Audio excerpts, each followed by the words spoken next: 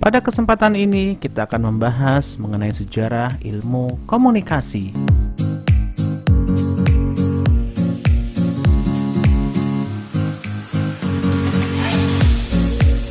Ada dua hal yang akan kita pelajari pada penjelasan kali ini.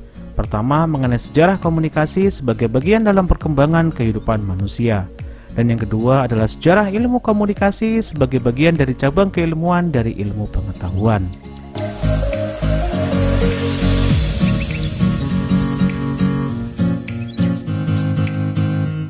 Dalam sejarah komunikasi terbagi ke dalam 4 era. Yang pertama era tulisan, era cetak, era telekomunikasi, dan yang terakhir adalah era interaktif.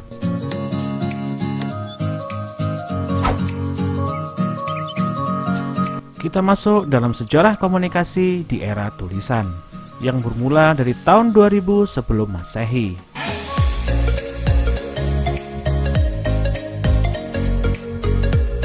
Sebelum era tulisan, M. Roger menyampaikan bahwa ada masa yang dinamakan dengan pra-era tulisan, di mana dalam hal ini komunikasi mulai muncul pada peradaban manusia, dan diperkirakan sudah ada sejak pada tahun antara 40.000 sampai 35.000 sebelum Masehi, atau yang disebut sebagai zaman Cro-Magnon.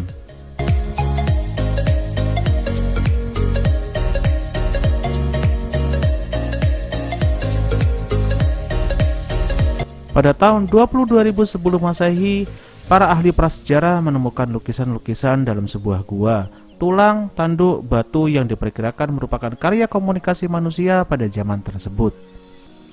Dan itu diyakini sebagai karya komunikasi pertama yang ada pada peradaban manusia.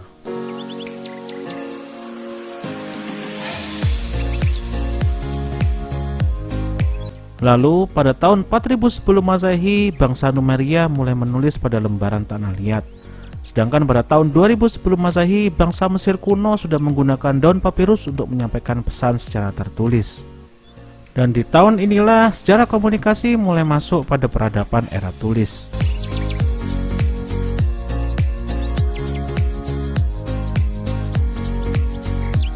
Hingga mulai berkembang pada suku Maya dan bangsa Cina, di mana mereka mulai mengembangkan sistem tulisan mereka secara independen.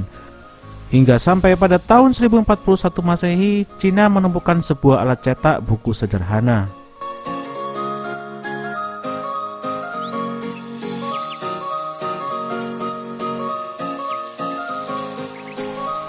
Lalu kita masuk pada sejarah perkembangan komunikasi di era cetak, di mana tercatat mulai tanggal 1456 Masehi.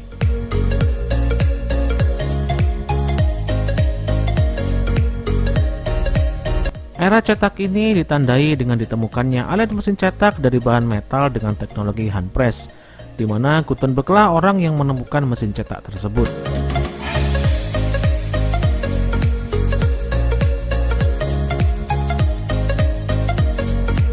Hingga pada tahun 1833 Masehi, publish pertama kali surat kabar yang bernama Penny Press dengan judul artikel The New York Sun.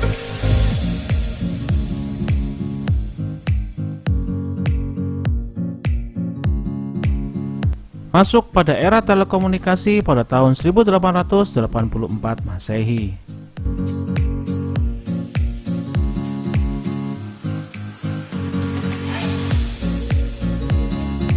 Era ini ditandai oleh penemuan Morse yang menemukan dan mengirimkan pesan pertama melalui alat telegraf.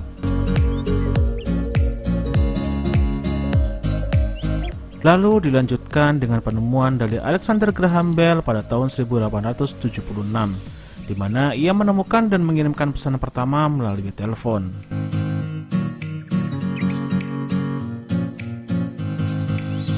Lalu, pada tahun 1895, Marconi mengirimkan pesan pertama melalui radio.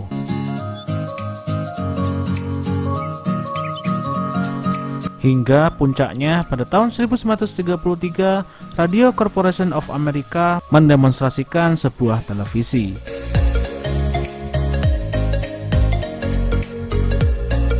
Masuk pada era interaktif, yaitu pada tahun 1946 sampai dengan sekarang.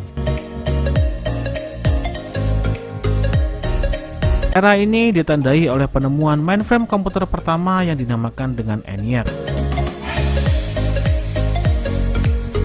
Lalu, pada tahun 1957, Rusia meluncurkan satelit luar angkasa pertama yang dinamakan dengan Sputnik. Di mana puncaknya pada tahun 1969, Leonard Kleinrock menemukan teknologi internet. Itulah sedikit penjelasan mengenai sejarah perkembangan komunikasi di dalam peradaban manusia. Sekarang kita bahas mengenai sejarah ilmu komunikasi.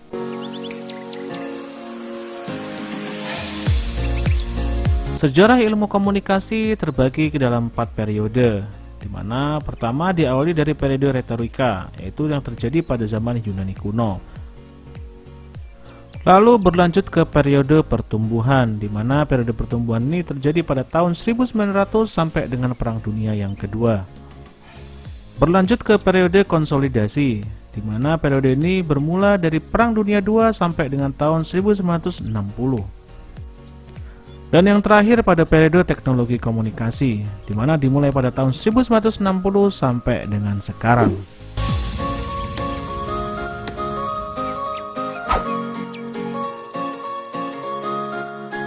Kita masuk pada periode retorika yang ada pada zaman Yunani kuno.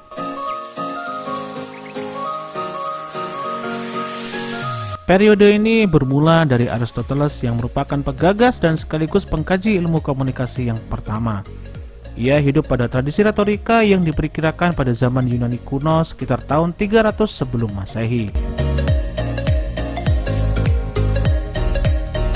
Di mana konsep komunikasi yang pertama yang dikaji oleh Aristoteles adalah komunikasi satu arah, yaitu pengiriman pesan dari komunikator ke komunikan. Dan sifat komunikasi tersebut adalah komunikasi persuasif.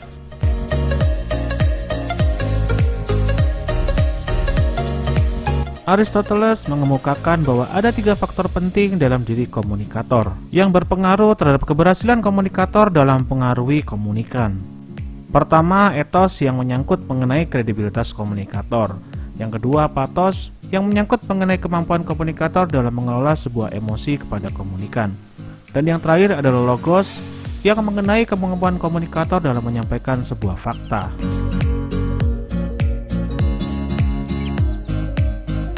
Sekarang masuk pada periode pertumbuhan yang terjadi antara tahun 1900 sampai dengan Perang Dunia Kedua. Meskipun komunikasi sudah ada sejak dulu, namun komunikasi mulai menjadi topik penting pada awal abad 20. Di mana perkembangan teknologi komunikasi seperti radio, televisi, telepon, dan satelit mulai bermunculan. Pada periode ini, komunikasi mulai masuk dalam proses industrialisasi dan modernisasi, tepatnya di negara Eropa Barat dan Amerika.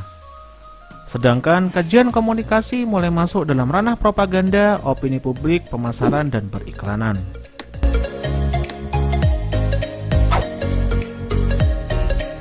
Selanjutnya kita masuk pada periode konsolidasi yang terjadi mulai dari Perang Dunia Kedua sampai dengan tahun 1960.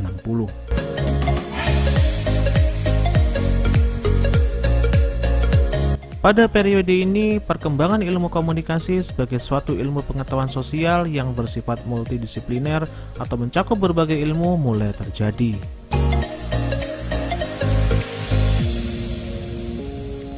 Hal ini dilatar belakangi karena banyaknya tokoh dari berbagai disiplin ilmu yang mulai mengkaji ilmu komunikasi. Salah satu contohnya seperti Lasswell yang merupakan seorang ahli politik, sampai dengan Shannon dan Weaver yang merupakan insinyur komunikasi yang bekerja di perusahaan Alexander Graham Bell.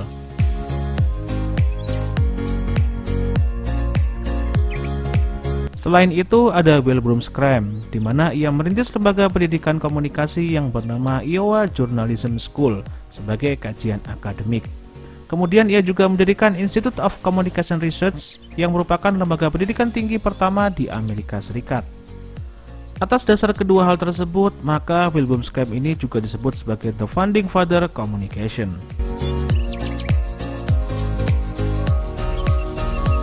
Terakhir kita masuk pada periode teknologi komunikasi yang berada antara tahun 1960 sampai dengan sekarang.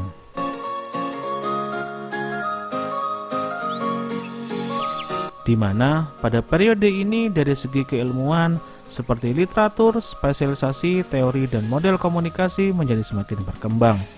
Sedangkan dari segi teknologi, adanya komputer, televisi, internet, dan smartphone dan teknologi komunikasi lainnya juga semakin bermunculan.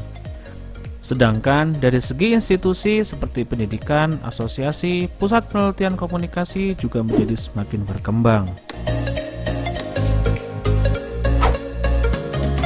Itulah sedikit penjelasan mengenai sejarah komunikasi dan sejarah ilmu komunikasi. Saya Muhammad Insan Ramadan, sampai jumpa di lain kesempatan.